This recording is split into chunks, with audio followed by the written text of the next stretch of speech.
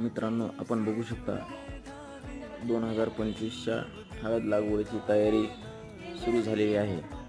आपण जो बघताय त्या ठिकाणी शेतकऱ्याने ग्रीन प्लॅनेटचं ST हे औषध आहे। या औषधाने बेणे प्रक्रिया करणे चालू आहे।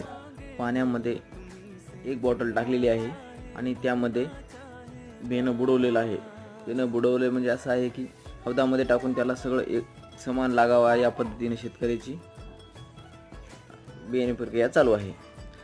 आपण बघू शकता हे जे औषध आहे हे इको फ्रेंडली आहे। हाताला, पायाला, त्वचेला कुठेही जरी याचा स्पर्श झाला किंवा लागलं तरी याचा काही बाधा होत नाही, साईड इफेक्ट नाही।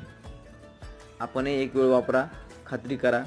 हजारो शेतकऱ्यांनी आपल्या परभणी जिल्ह्यामध्ये वापरलेले आहे। धन्यवाद।